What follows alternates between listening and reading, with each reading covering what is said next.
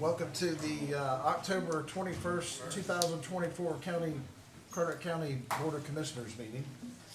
I'd like to ask Commissioner Mansfield if you will, Commissioner Chadwick, if you'll lead us in the pledge, please. Pledge allegiance. Pledge allegiance to the flag of the United States of America and to the republic for which it stands, one nation, under God, indivisible, with liberty and justice for all. Everyone could bow their heads. Dear Lord, we'd like to take this opportunity to thank you for all the things that you bless us in our life and acknowledge the things that you do for the people across this country. And we pray for the people in the mountains, for the devastation that they have gone through. We understand that here in this county, what it takes. And we pray for the people in Georgia and South Carolina and Florida also. We hope that you will bless them in many ways going forward and help them to restore their communities to where they were before and hopefully to make them better. We would like to thank you for this opportunity to serve our county and hope you will bestow wisdom on us tonight for this meeting and give us the guidance to make good decisions in the best interest for all the citizens of Carteret County. Dear Lord, thank you for everything you do. Amen. Amen. Amen.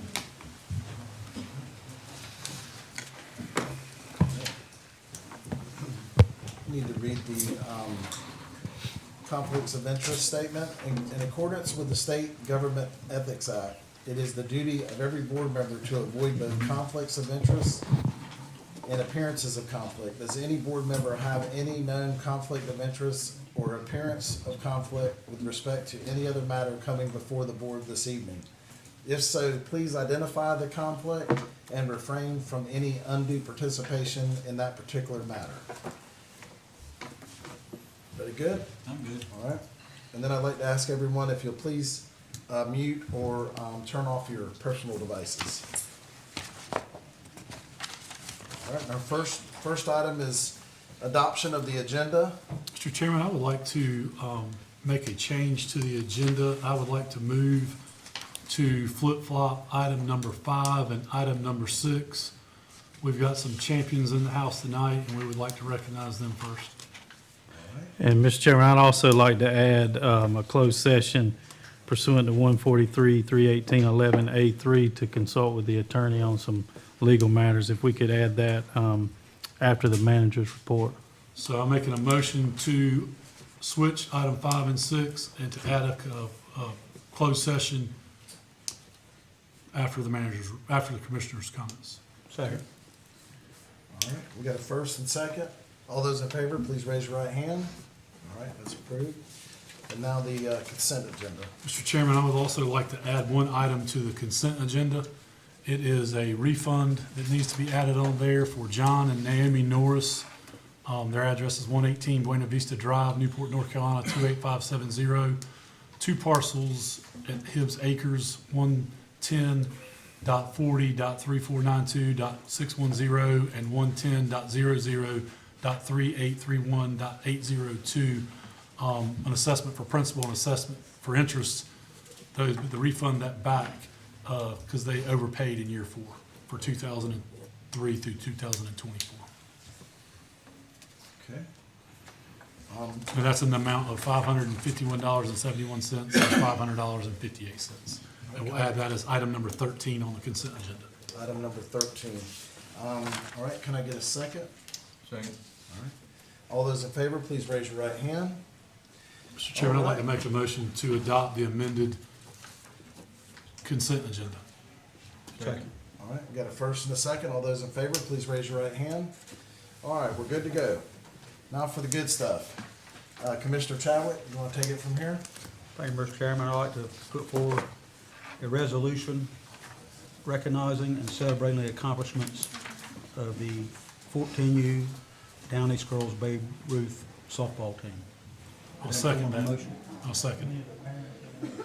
All right, we got a first and a second. All those in favor, please raise your right hand. There we go. We're going to allow 1 minute. Commissioner Chadwick, would you like to read the resolution and then invite the girls up to take a picture? I'm going to do that right now. All right, let everybody in. And let all the parents come in.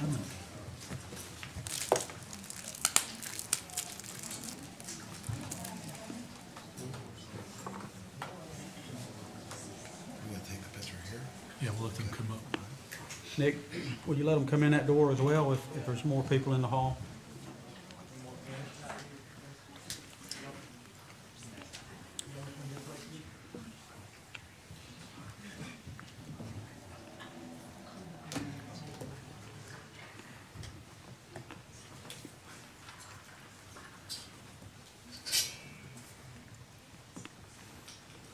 Well, we've got a good-looking crowd. It's, Is there more people out there? I think we're on. Anybody wants to come in, let them You in. can stand up here by the podium. We need to make more room. Justin, come on to the front row. Don't want anybody to miss it.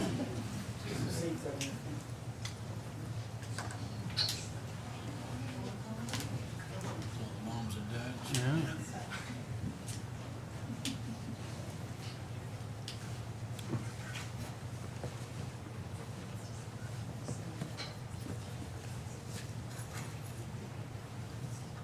Good, everybody? Good. It's an honor and a privilege to be able to recognize y'all for your hard work. You made it all the way to the World Series. Was it down in Mississippi or Alabama? And played for teams all over the world, and they were able to recruit players from all over the county and all over their cities, and we compete with our raw talent that we have just down east. So that's a pretty monumental feat. I think I'm just so proud of you girls and the teamwork and the coaches and the volunteers, and they raised a lot of money to send folks down to the World Series and just did a great job. So we got some certificates here tonight, and we're going to take a picture after I read this. We'd like to invite you coaches and team up. We're going to line up here and take photographs, and I've got a resolution I'd like to read honoring your team for such a great success you had to come in third place in the world. That's pretty good for down east. So here it goes. Whereas the 14U 2024 Down East Girls Babe Ruth softball team, led by manager Matt Mintz, coaches Adam Dees, Richard Knutson, and Sarah Simpson, has demonstrated exceptional skill, teamwork, and dedication throughout their 2024 season. And whereas the team consisting of players Ashley Mintz, Amelia Lewis, Darby Short, Victoria Christensen, Selena Herrera Alvarado, Alex Parrish, Madison Smith, Kara Knutson, Aaron Davis, Reagan Palmer, Ava Cathcart, and Kayla Driver, represented Carteret County with pride and honor at the Babe Ruth Softball World Series in Florence, Alabama from July 23rd to August 1st, 2024, finishing third overall and earning a bronze medal. And whereas the team achieved an impressive tournament batting average of .357 and on-base percentage of .429, an on-base plus slugging percentage of .925, a fielding percentage of .916, a team ERA of 6.83 during the World Series, all while defeating teams from Texas and competing against teams from across the U.S., internationally, including Mexico and Australia. And whereas the team had 3 players, Ashley Mintz, Amelia Lewis, Selena Herrera Alvarado, named to the prestigious All-World team, with Selena Herrera Alvarado earning both the Gold Glove Award and for her fielding percentage of .920 and the batting champion title with a .810 batting average. And whereas numerous players were recognized for their outstanding individual performances with Player of the Game awards, including Selena Herrera Alvarado, Ashley Mintz, Amelia Lewis, Darby Short, and Alex Parrish.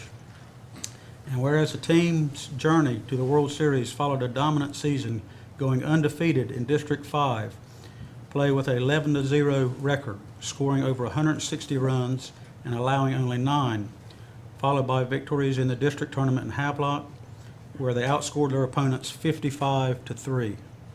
And Amelia Lewis earned the MVP title.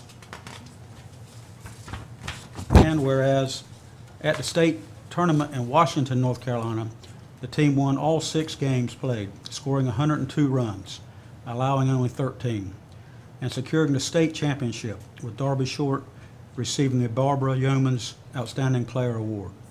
And whereas this remarkable group of 12 players, ages 12 to 14, played with heart, skill, and unity, becoming the first team from Carteret County to ever participate in a Babe Ruth Softball World Series, demonstrating perseverance, camaraderie that exceeded expectations against teams that could select players from entire counties. And whereas the Down East girls softball team not only made history for Carteret County, but also displayed a spirit of sportsmanship, respect, and love for the game, inspiring their community and making all of Carteret County proud. Now therefore, be it resolved that the Carteret County Board of Commissioners hereby recognizes and celebrates the outstanding achievements of the 14U 2024 Down East Girls Babe Ruth softball team, its players, coaches, and supporters for their remarkable season and for representing Carteret County with excellence at the Babe Ruth Softball World Series throughout the year. Be it further resolved that the Carteret County Board of Commissioners extends its gratitude to all those who supported and contributed to the team's success, recognizing that it truly takes a village to raise and support young athletes, and that the entire community shares in this historic accomplishment. Adopted this 21st day of October by the Carteret County Board of Commissioners.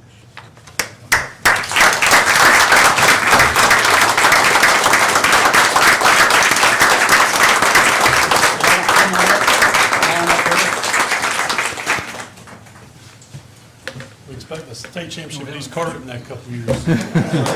So you want, No pressure. Line up right here, we're gonna get some pictures of coaches. What are the blue shirts represent?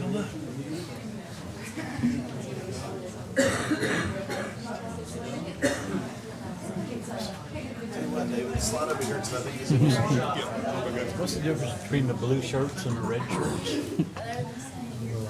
Just home and away uniform. It's just the age. Hey, that's awesome too. They only took 17 girls and I came in 19. It'll get better. I feel that way some days. Me too. You probably beat me.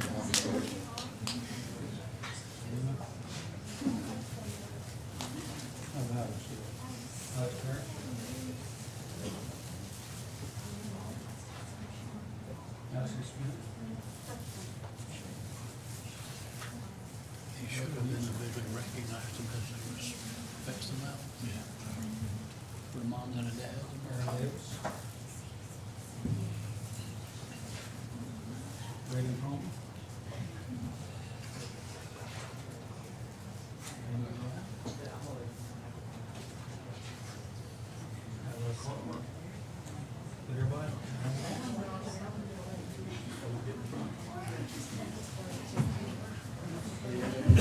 Well done, young ladies. Absolutely.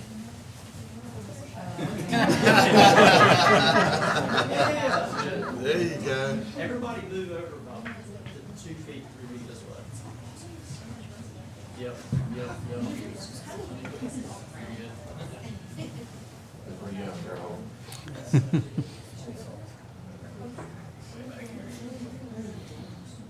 All right, everybody ready? 3, Cheese. 3, 2. No parents, you want to get pictures? Yeah, parents. Anybody want to do a selfie? All righty, 3, 2, 1. 3, 2, 1. Let's get some parents. They want to get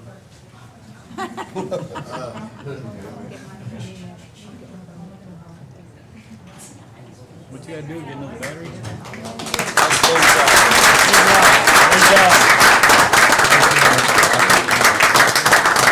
Keep up all the hard work. Don't stop. We'll try to get some more championship. Yeah, you don't have to stay. We will make you endure that.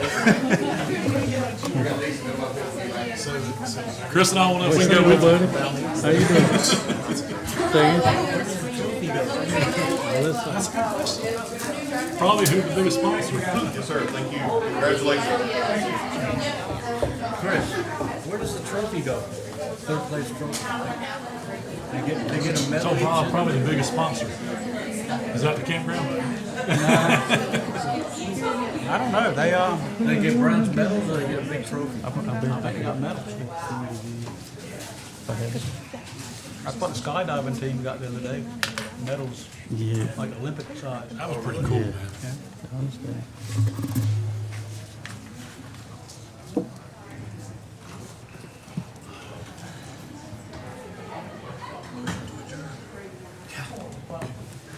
Jimmy, one more minute. Pretty impressive right there, Richie. It's amazing. Told me we won a state championship down in East Carter. There you go.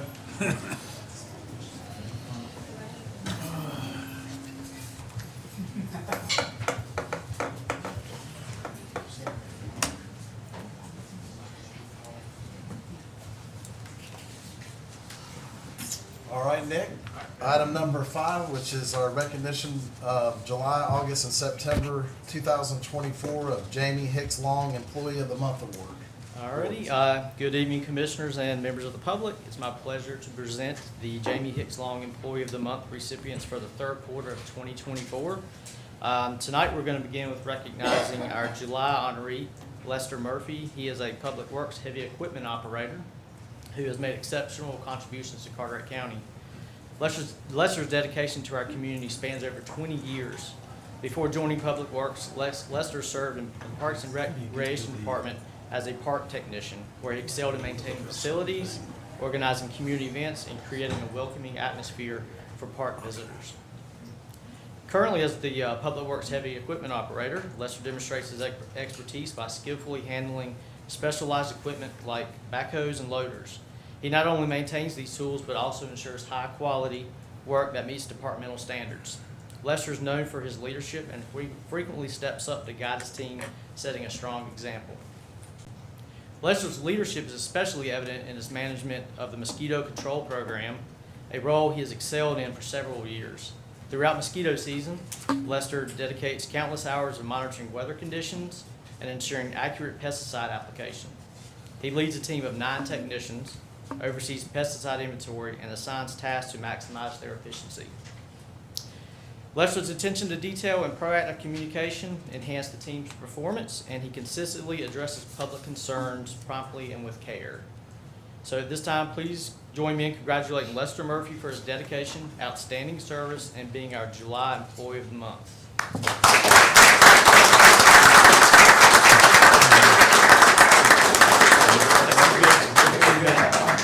Thank you, We'll get you Lester. in a He's minute. eager, he's ready to go. We'll get you. No, we'll get you in you'll get one in a minute. We'll get one. We'll get you in a minute. Hold on a second, Nick. I would like to add that Lester and of course Billy Merkley here as well. Lester's done a great job, much beyond what Nick just read to us. But he was instrumental in cleaning up after the tornado hit Atlantic. And when you live down east and the mosquitoes are like they are, when you get a phone call, hey, can you get the mosquito man to come by and spray my yard? I always call Lester, and he does a great job. So he makes me look good. We appreciate you, Lester. That's awesome. All right, so moving on to our August recipient, we're proud to honor Laura Hester. She's an income maintenance caseworker with the DSS. Laura joined our team in September of 21 as an IMC for the Economic Services Unit. In this role, she plays an important part in determining eligibility for financial assistance programs, including adult Medicaid. Nominated by our peers, Laura is celebrated for her dedication, innovative ideas, and eagerness to take on additional responsibilities.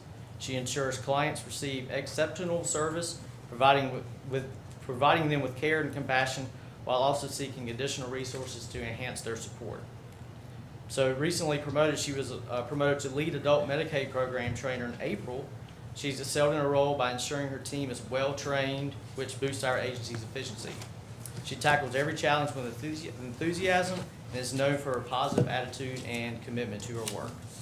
She is truly a key part of our team, consistently demonstrating excellent job performance, efficiency, and a collaborative spirit. Her dedication sets a strong example for everyone in our organization. So at this time, please join me in congratulating Laura Hester as our August Employee of the Month.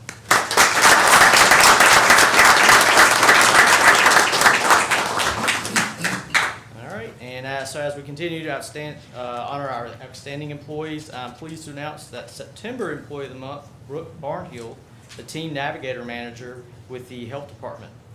Brooke's leadership has propelled the Post-Overdose Response Team, also known as PORT, to make a profound impact on our community. Since its launch in August of '23, Port has achieved remarkable success under her guidance.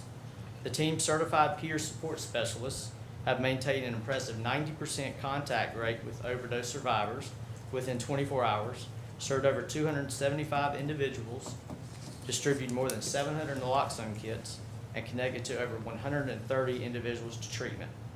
Thanks to Brooks' leadership, the team has also responded to over 150 opioid overdose incidents, contributing to a notable decrease in both non-fatal and fatal overdoses countywide over the past year. Beyond direct services, Brooke has been dedicated to prevention and education, with the Port team conducting outreach through presentations at schools, community colleges, and local organizations. Brooke's skill in building partnerships and collaborating with community stakeholders has been the key to the program's success. Brooke's colleagues describe her as an inspiring leader who consistently goes above and beyond for her team and the community. Her positive attitude, dedication, and compassion leave a lasting impression on everyone she encounters. So at this time, please join me in congratulating Brooke Barnhill on this well-deserved recognition as September Employee of the Month.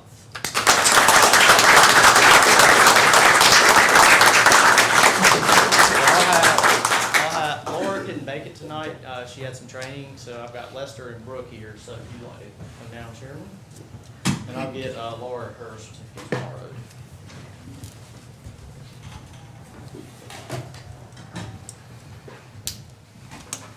Y'all can come up.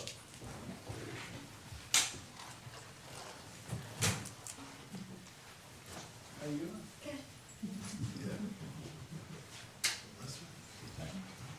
So why don't you stand here and you're in the Okay. middle? And you'll need on this side. You guys can stand up. Yep, we were sure. We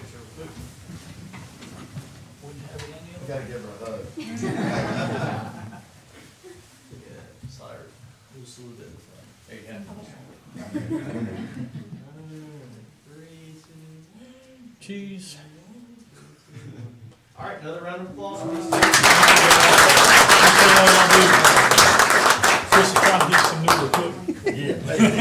We're working on it. Congratulations. We're working on it, Merkley. Go ahead and do it, buddy.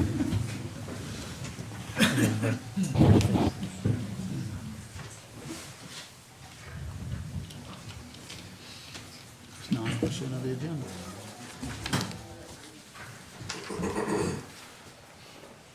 All right, Brian, come on up. yeah, right. Public comment. Yes, just one. Good evening. My name is Brian Niccolo at 1502 Salter Path Road. I want to preface my comments tonight to let you know they're not directed at our election officials, not directed at our poll workers, or not directed at any of our local officials. I think they're doing amazing work and are highly professional. My comments tonight are focused on the Democrat regime and their current process in the general election of 2024 as follows.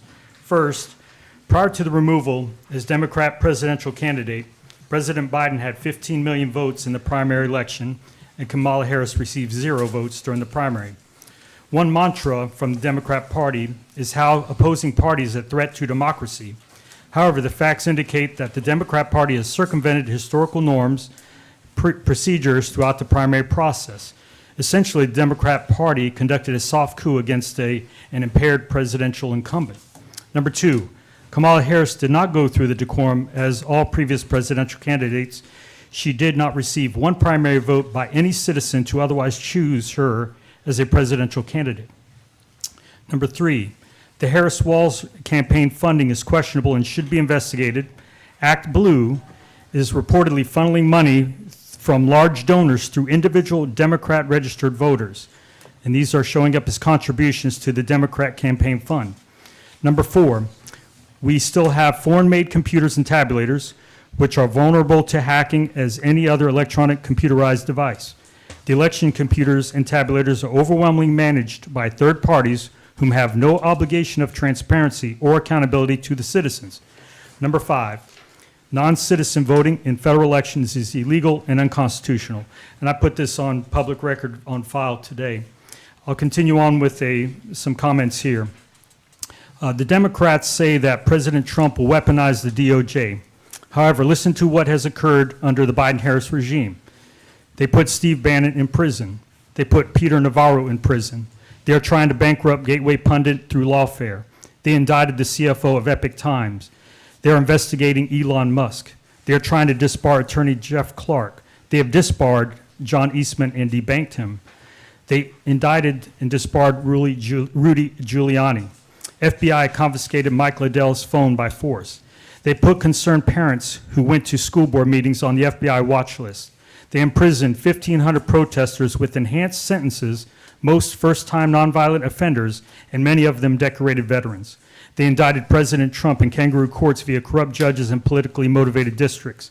But again, according to the current regime, Donald Trump is going to weaponize the government to go after his enemies, which he did not do 4 years of his 2016 presidency. Currently, there are 325,000 children unaccounted for due to our open border policies, and the policies, and the FBI is incentivized by continuing to go after approximately 2,000 more J6ers in the pipeline. Instead of finding our lost children, we're going after political prisoners. The cartels are empowered by highly funded by the current regime's open border policies. The only reason the gangs haven't been more brutal in the U.S. is because it would hurt the cartel's interest if they were cut loose. If they were to cut them loose on our society, it would go against the cartel's interests. So they're being restrained right now. Here's my opinion of my side versus the other side. The other side would like to see me dead or in prison. My side, I want to see you awake and free. I want you to use the process of voting. Right now, we're currently in early process or early voting, which means you can show up at the polls, you can register and vote same day. My comments are not to deter you from voting, it's to inspire you to get out the vote. We need to take care of our Western patriots. They're going to be challenged in getting to the polls, so we need to pick up the slack here on the eastern part of the state to take care and get our country back. Thank you for your time. Thank Hope you, you have a good Brian. nice evening. Appreciate it. All right, and item number 8 is a presentation of schedule of values from Vincent Valuations and set a public hearing for our November 18th, 2024 meeting. Mr. Burns, you're gonna do it from there? Thank you, sir. Yes, sir. I'm pleased to introduce to you Ryan Vincent. Ryan is the principal of Vincent Valuations, has been helping the county with our reevaluation. Turn it over to Ryan. All right, thanks, guys. So I'm going to make this brief. We are here today to talk about the schedule of values. So the schedule of values is the rules, standards, and procedures for how we are conducting and the rates we are using to complete the 2025 property tax reappraisal. Those values will go in effect January 1st, 2025. We're going to cover a little bit about what a reappraisal is. So reappraisal is the process in which we bring all properties up to current market value based on sales. And this includes all properties, both residential, commercial, agricultural, and industrial. So state law tells us we have to do a reappraisal at least once every 8 years. The last reappraisal in Carteret County was conducted in 2020. And what this does is it distributes the tax burden equally amongst property owners based on current market value. So market value is the most probable price that a willing buyer and a willing seller would pay in the marketplace. So as we know, values change over time, and what people are willing to pay changes over time. Most important thing to remember here is that the tax office does not create market value. It's simply analyzing the sales and the actions of buyers and sellers and creating models and mimicking those markets and those actions. So the reappraisal takes place again January 1st, 2025. We're presenting the schedule to the board tonight. We plan to mail notices sometime February, March timeframe, which will notify all property owners of their new value based on this reappraisal. And the first tax bills that are affected by this reappraisal will go out next summer. Brian, before you move on, I Sure. hate to interrupt you, but can you just explain the difference for the public who may watch the video or read later, but the difference between the appraisal they may have gotten on their house for a refinance versus the reappraisal that you're doing for tax purposes? Yeah, so depending on when that refinance appraisal was done, our value should be similar if that appraisal was done close to or about January 1st. Now, if that appraisal for refinance purposes was done 3 or 4 years ago, there's 3 or 4 years of market change that's accounted for in our reappraisal that's not accounted for in that, say, refinance appraisal. Okay, so I was looking more for the explanation of if I refinance my house, that appraiser's gonna actually come inside of my house. They're gonna view my granite countertops, they're gonna view my marble shower, my glass shower doors, my hardwood floors, and they're gonna assess the value based upon the quality of the construction, where your appraisal basically looks at a neighborhood in general and looks at the overall value of that neighborhood versus it being an appraisal they may get from a bank. Yeah, and that is true. We do not go into houses. We do try to take into account anything we do know about the house. So we do look at quality of construction. We do try to look at Comparable sales. comparable sales and every feature that we can find about the house, but you are right. Typically, we do not go inside people's houses unless we're specifically requested or asked to go inside. And if you read through your appraisal, if you were doing a refinance or buying a house, it says on that document, this appraisal is only good for today. That's right. It could change That's right. tomorrow Yeah. or the next week Yeah. or the next month or the next year. Yep, that's right. One other key point, you said we did a revow in 2020. Yes, sir. And I think you're correct in the statement that we changed some values in 2020, but based upon your professional knowledge of the discrepancy in the values you are seeing now and the work that you've been doing over the past couple of years, there's no way those values could have been accurate. Is that a correct statement? I can't really speak, can't really say yes or no to that. Okay. I was involved at a very minimal level in the 2020 reappraisal. Came in within the last maybe 2 or 3 months of it. Right. Um, Well, I was intimately involved in that. I'm making that statement. Okay. All right, so. Because there's gonna be, when yours comes out, somebody's gonna open up their revow that you've done, and they've had a condominium that the tax value on for the last several years, maybe at $150,000, and not this last summer, but summer before last, the ones in that same complex sold for $500,000. And those sales are gonna be reflected in this. These reappraisal. values, Yeah, correct. Yes, sir. that's There's gonna be some shock when people open up Yep. that revow, and I'm just trying to make sure everybody understands the process that you and your team, and y'all have been boots on the ground for how many years now? Since 2021, I believe. And so this first time we've done a full 2021. list and measure in 17 years? 17 years. Yep.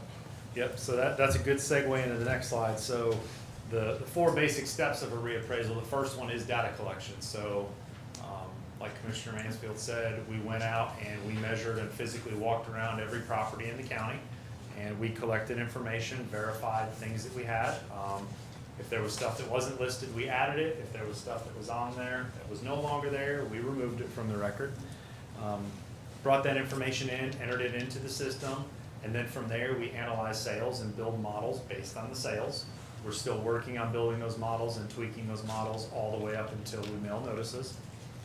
Then from there, we use those sales to develop the schedule of values, which we're presenting tonight, which is the rates and tables for the reappraisal. And after that, the last major step is the appeals process.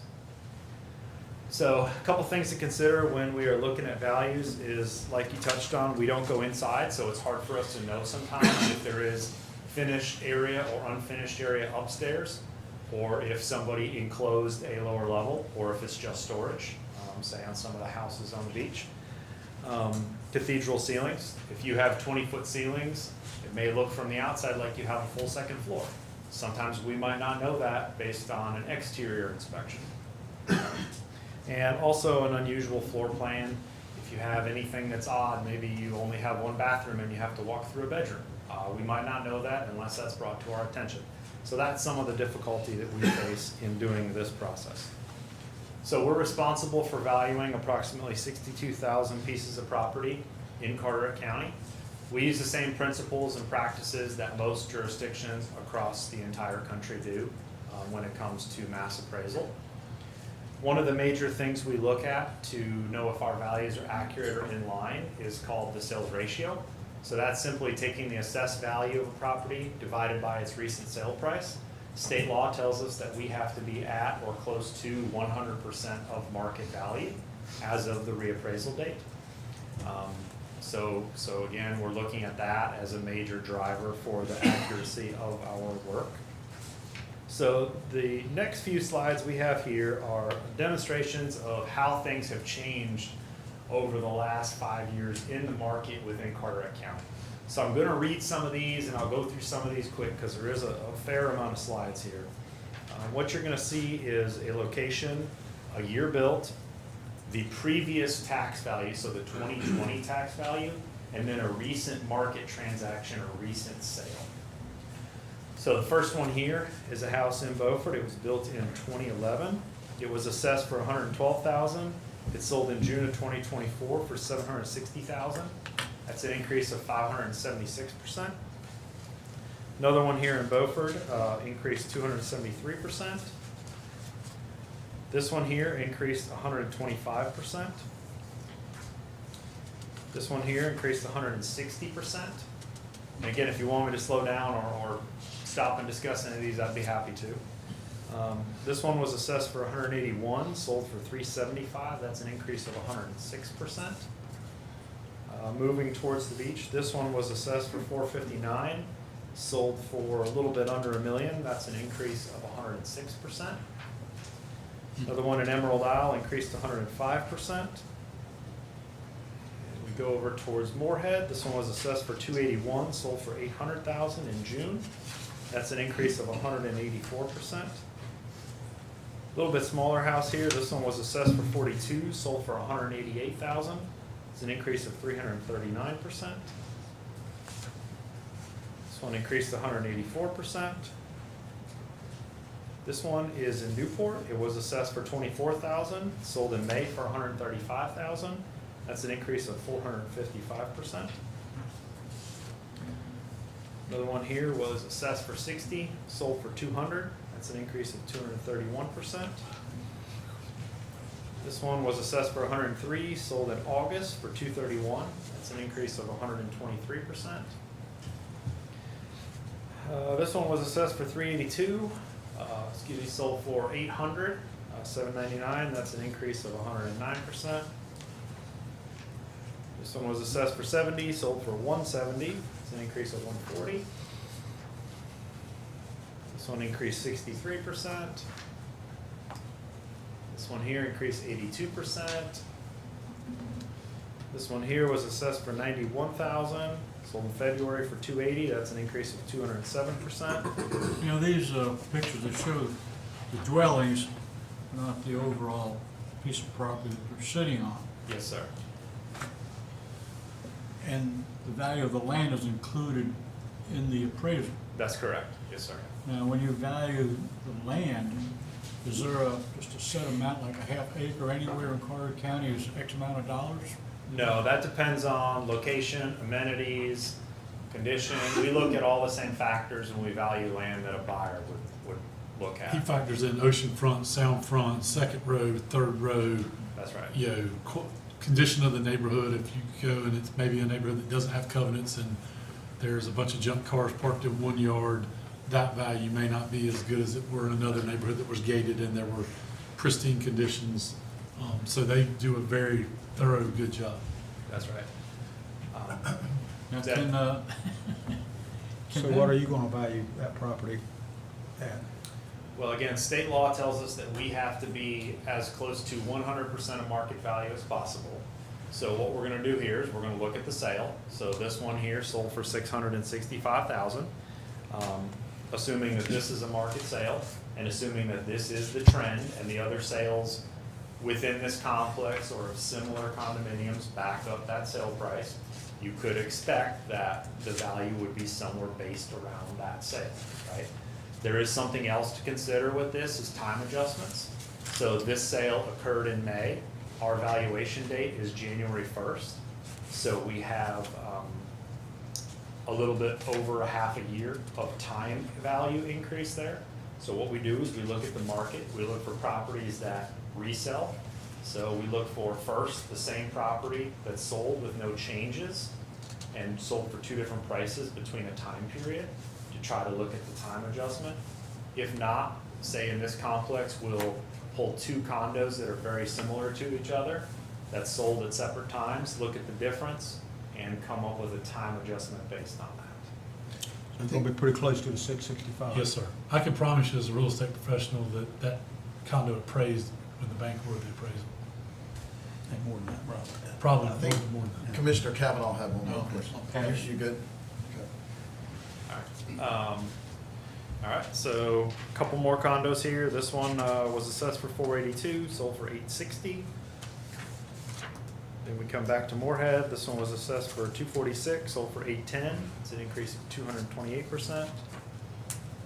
This one increased 78% from the previous value of the sale price. And this one here increased 33%.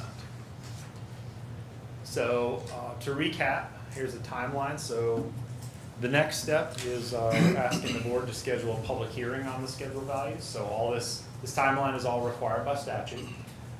So the next step is to schedule a public hearing on the 18th. Then we would ask the board to consider adoption at the November 25th meeting. Then throughout November and December, we're going to try to do as much public outreach as we can. Any boards, neighborhood groups, anybody who's willing to hear a presentation about reappraisal, we'd be happy to present to them. Plan to mail notices, like I said earlier, sometime in February or March timeframe. And then from there, we expect the appeals process to happen after that. So we'll be handling appeals, working those appeals within the office, and then any that go to the Board of E&R, we'll be presenting those to the Board of E&R. And then, like we said earlier, the first tax bills that will be affected will go out in the summer of 2025. That's all I got. Generally, we're closer to September, right, D? End of August, 1st of September, where the bills go out. Generally August. And just so anybody that is watching doesn't panic, that taxes are an equation. They are rate times value, and at this point in time, we're only discussing value. So if values are increasing by that amount, your tax rate should effectively go down similar to that percentage. Due to the inflation we've received in the last 2 years, that may not be revenue neutral going forward, but that'll be voted on at a later date. Did I explain that correctly, Dee? Yes, sir. Taxes aren't just the rate.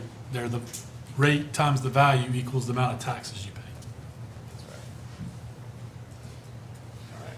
Well, I appreciate it. All right, thank you. Thank you, sir. Oh, that was better than I thought. I mean, I Yeah. saw those slides that panicked. You didn't have to go that fast. You've been working really hard on this, and we really appreciate I it. said 70 slides. That's going to be an hour and a half.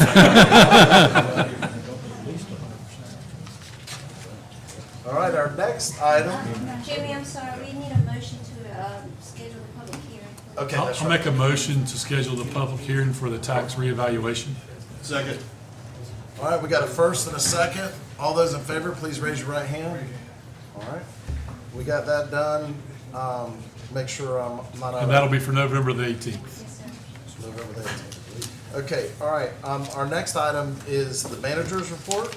Tommy? Thank you, Commissioners. First of all, I wanted to thank you for the opportunity of allowing our folks to deploy to the west to help our partners in western North Carolina. We had a fairly comprehensive group throughout the county, various agencies, fire departments, police department, sheriff, emergency management, and we still have people that are going up there. We got some environmental health inspectors that'll be going up to assist with some health inspections. The Emerald Isle Town manager just returned last night from Old Fort. The Indian Beach Town manager is going back to Old Fort. He's there now, and then the following week, I've got a couple guys that are going to go back and help that town. That's sort of been our partner, I guess, agency in the west, but there was a very small town in western McDowell County that was hit very hard from that. I also want to thank Brooke Toller for agreeing to step up in our tax collector role and take that burden off of me. Thank you, Brooke. I appreciate that. Voluntold, thank I you. appreciate that very much. We are still recruiting for the tax administrator position, and also we've got an IT director position to fill too in the coming weeks. So we're saddened about that, but Ray has an opportunity to relocate to Wake County, and we certainly wish him well in that endeavor. He's been one of the crown jewels of our admin staff. He's a great person to work with, and we're happy for him professionally and personally as he gets to be closer to family, but we're certainly going to miss him here. So thank you, Ray. Appreciate it. That's all I have. Thank you. Hold on, so Tommy, so you kind of briefly described that, but we, just so the public understands, we receive a lot of damage and a ton of people come help us, and we're so thankful for all the help that we receive. And you talked about us going and help, but we've, just from the county staff, about how many employees have gone? I would probably leave somebody out if I tried to Just name them roughly a all, guesstimate of but the- probably 15 people, and you it's been across different We're agencies. missing not recognizing yourself, but you were originally in Old Fort with Nick. Nick was in McDowell County. Yeah, McDowell were yeah. close by to you, and you were up there for how long? We were up there 7 days And we're hoping we can send you back for several days next after. week. Yeah. That town has no. They have no town manager there.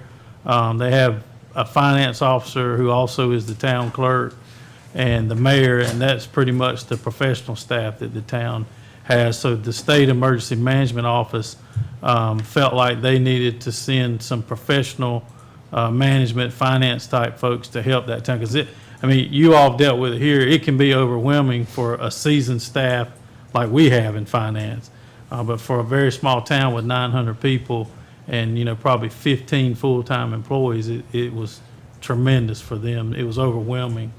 And we've been able each of us brought a little something different to the town to help with. Like this past week, Mr. Zapp got them on the track with FEMA and getting all the paperwork in line to start submitting for reimbursements. And there's a lot of technicalities on FEMA reimbursement. And if you miss those, you can jeopardize your whole FEMA reimbursement. And I will say that the McDowell County manager and the McDowell Emergency Management Director immediately sought out staff in the eastern part of the state that had more experience with FEMA.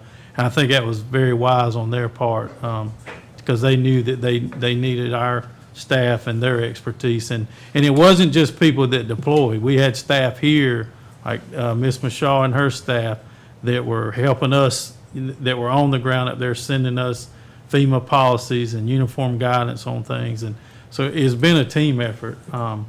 But there's still a lot of things that have to happen in the West. But the main thing is they need our prayers and our support. Basically, their sewer treatment and their water treatment facility both were damaged to the point of they're not repairable. Their sewer plant is going to take extensive work in 04. And part of their sewer collection system's just gone. It's just washed down the river. Water system, they told us it would be 2 months, and we got it back up in about 3 days, the majority of it. But it's just like here when something happens. It's all hands on deck.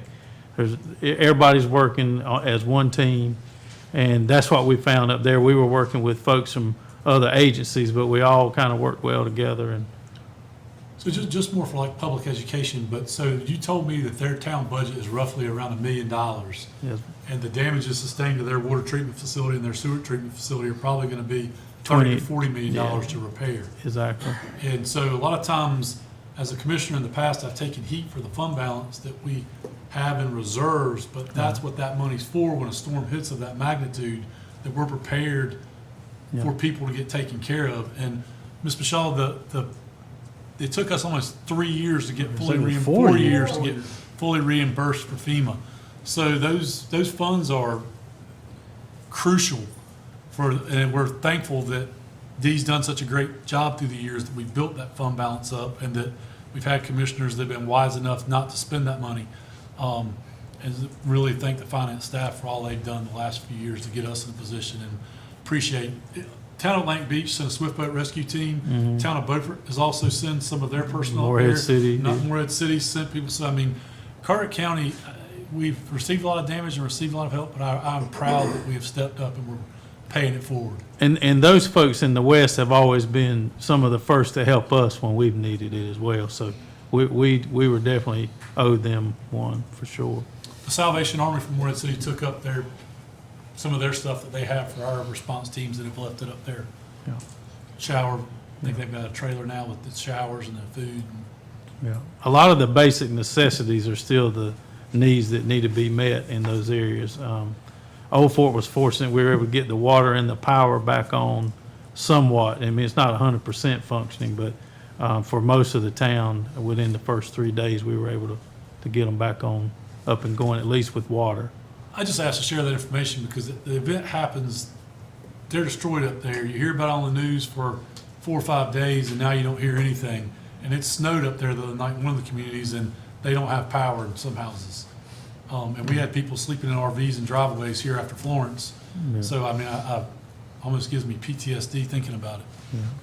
They're very appreciative, though. Everybody we encountered up there. I told somebody the other, I think I told Mr. Phillips, Lockwood Phillips, I said, we probably gave out as many hugs as we did hygiene kits because those people were just so appreciative of us being there and what we were doing. We're proud of our employees for doing what they're doing. We thank you very much, and you left one part, well, one thing I want to mention too is Tim White going after. Tim White's there in Old Fort now. Okay. Matt Zapp was there last week. Stephen Ray and Steve Gould have been up there.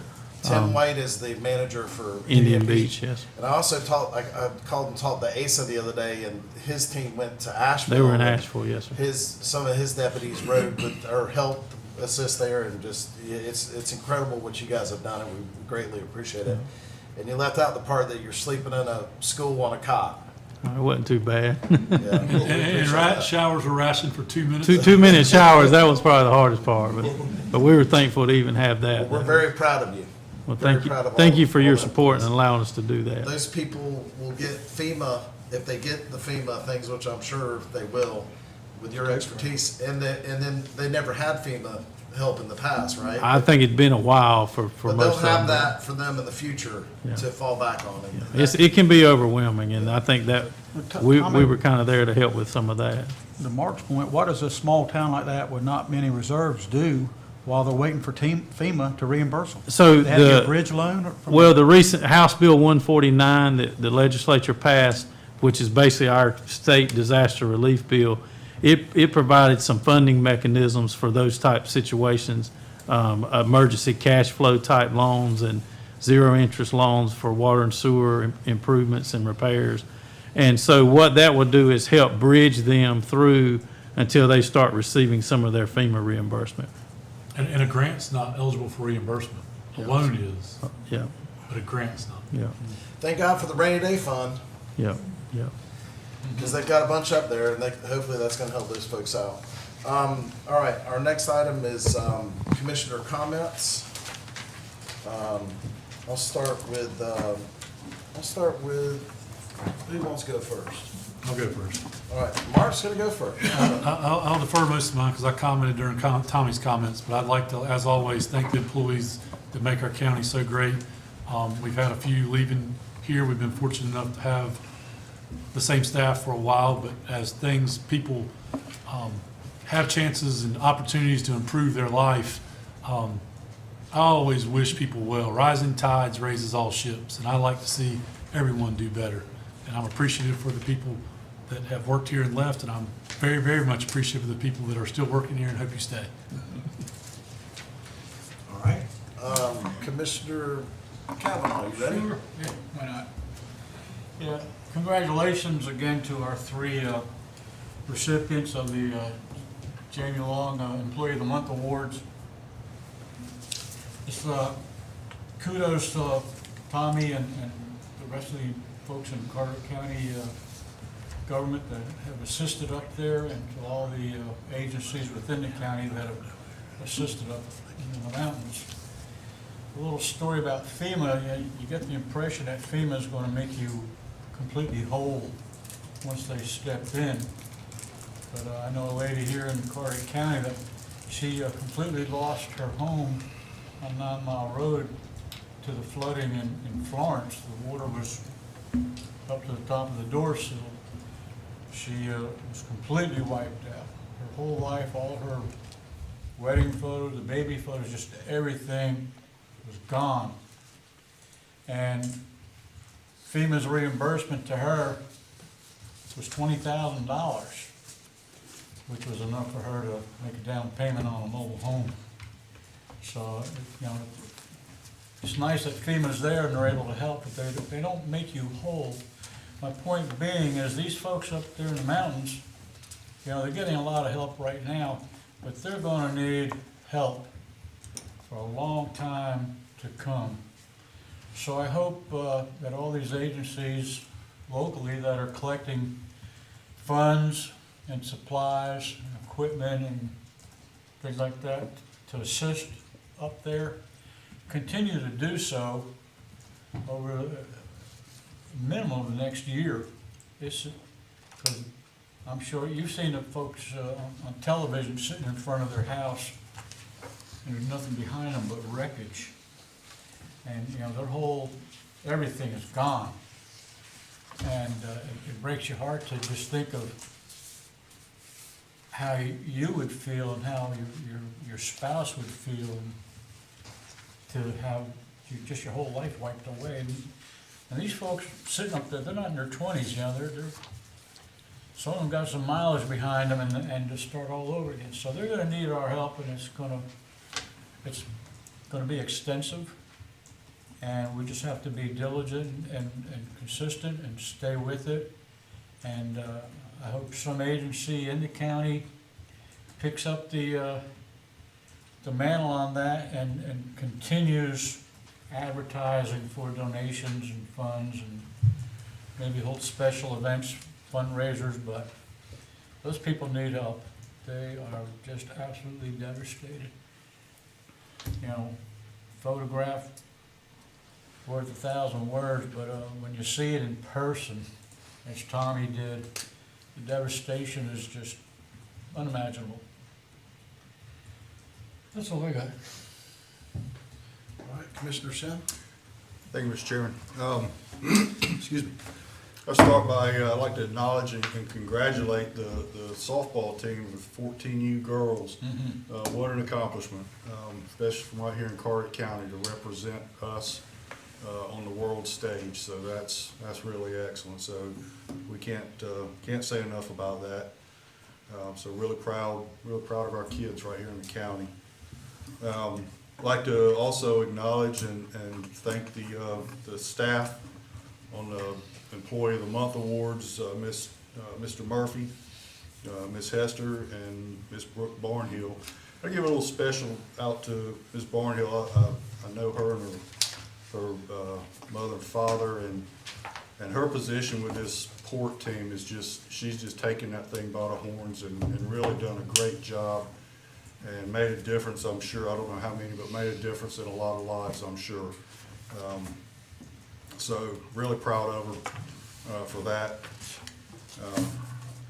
So look forward to more good things coming out, but not to make light of the other two, but I mean, I do know Ms. Barnhill, so I just like to call her out. So, and to follow up with the comments that have been made, you know, we need to all remember, and I'm sure we do, and keep in our thoughts and prayers the folks out in the western part of the state and the other states that have been impacted by Hurricane Helene. You know, there's no way you could prepare for a situation and an event like that. I mean, it's not the first time the remnants of a hurricane have crossed the North Carolina mountains, but who would have ever thought, you know, you have rainstorms and occasionally you have a mudslide up there, but just to wash away entire towns and just destroy infrastructure, complete infrastructure in these places. So it's going to be a long recovery, and they're going to need a lot of help for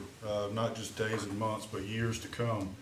So certainly keep those folks in your thoughts and prayers, and even more so, if you can do it, maybe open your checkbook up and send them you know, financial support, or go buy a couple of winter jackets, like Mr. Mansfield said. They've had some snow up there already, so it's not a good situation up there for them. So we wish them the best. And Tommy, I'd like to thank you and your staff for the support you provided, and I think it's been demonstrated tonight you've got our full support. And also the employees from the municipalities in the county that have sent staff. I think probably all the municipalities have sent first responders, EMS, fire, law enforcement, whatever's needed. So, because they were certainly here when we had Florence. And I think this just exceeds the damage we had at Florence's. So, we need to help them out everywhere we can.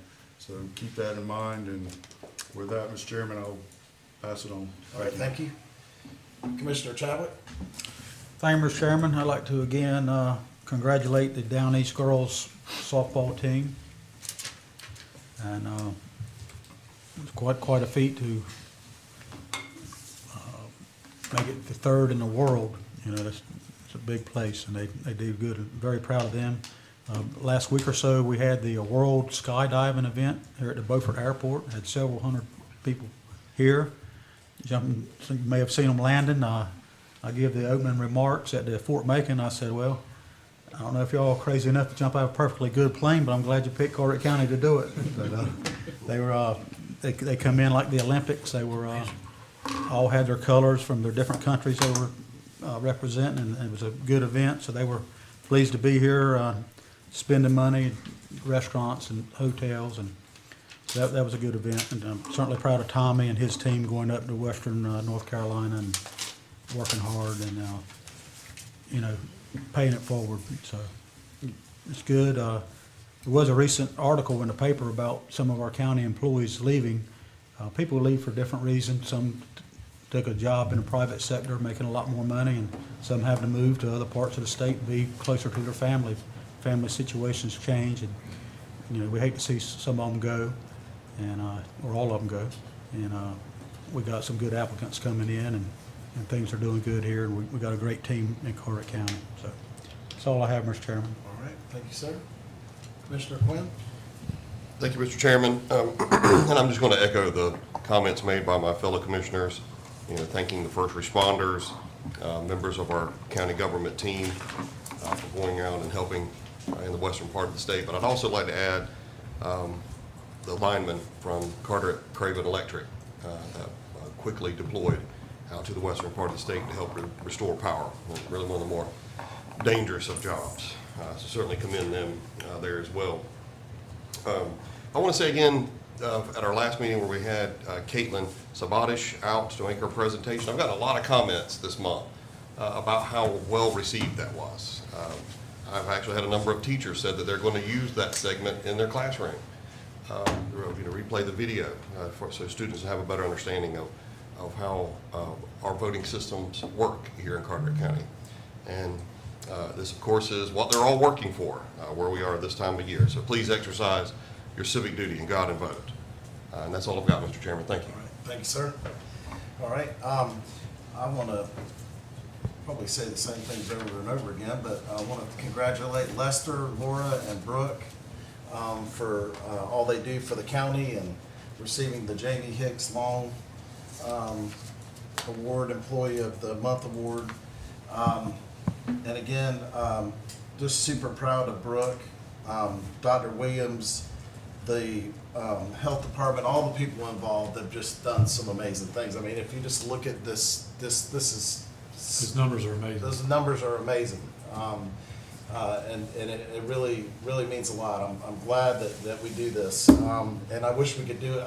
It's on our website, but I wish people would really pay attention to that, because that port team is making a huge difference. And all of the things that have been presented, what's going on down east, what's going on in our schools, it's all making a difference. So we're super excited about that. The 14U Down East Girls Babe Ruth team is amazing. I was going to suggest that we get a monument or something for them, but I guess we'll wait until they win the whole World Series, right? Get a statue. That is amazing. What that is, and I say it all the time, and it's no joke. Carteret County is the best place on earth. Amen. The skydivers that came, that event was supposed to happen in Israel. It ended up happening here on the Crystal Coast, so pretty big deal. I want to mention, Commissioner Kavanaugh passed this along, and just something to remember is 95 people are dead, and there's still 26 people missed, unaccounted for in North Carolina, or it could be the whole. And one is a whole thing. teacher from Harnett County, Yeah, that's right. Sam Lee Middle. And I just want to say, about, I think it was 3 storms ago, there was a storm that came the same direction as Aileen, or whatever you want to call it. And it came up and it was going to come towards us, and then it took that left-hand turn and went west. Well, I went on a camping trip. I had planned on going on this trip for a year, and I went up to a beautiful, beautiful RV campground in Avery County. And I was just in awe of how beautiful this place was. It was the most beautiful setting in the world. And of course, I'm building an RV park, so I'm trying to get ideas and things like that. But it even had it had about 90 units there. I say had because it's gone. Had about 90 units.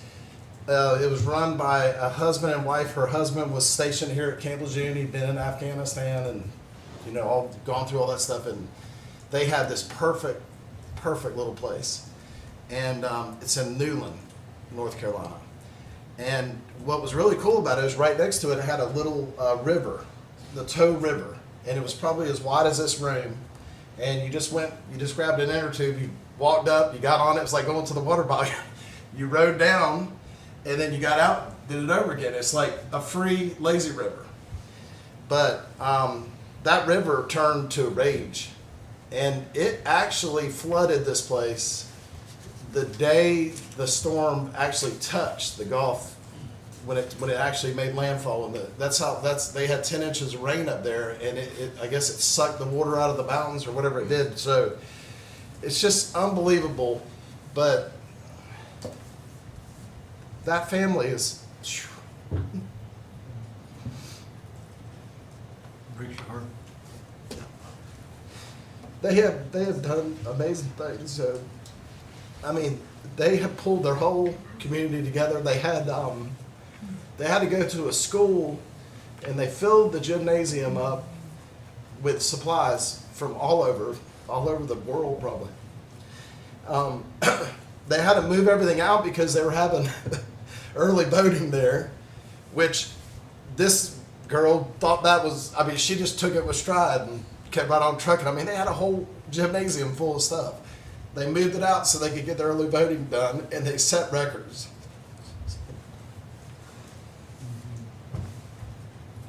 We probably set some records last Thursday too, didn't we, for early voting? Just amazing.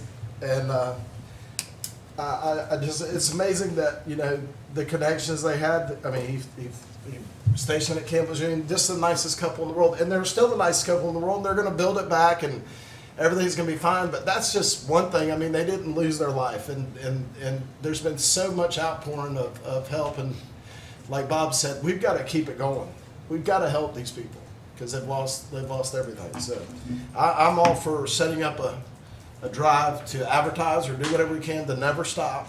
And hopefully what I think will be good is maybe in the next few months, teams can go up there and help them rebuild their house. I mean, that's going to be a big deal. So, but again, I'm just blown away. We get a report. My wife gets a report every night of all the people she's reaching out to, and she's just helped. I mean, they've just helped the whole community. It's just amazing. So, thank you, Tommy. And I'll end it with that. I'm sorry to be a crybaby, but. Well, so I'll say something real quick. So Tommy's very gracious and humble in his comments, and so is Commissioner Farrington. Him and his partner, Commissioner Farrington's driving up with one of his employees, and him and his partner are donating a piece of equipment for helping a rescue and recovery effort. So thank you for all you're doing. You're leading by example. Yeah, thank you. Appreciate that. Now we're going to go into closed session. Motion to go into closed session. Second. All right. Those in favor? Dr. Williams. Just raise your right hand. Still want a billboard that says one pill can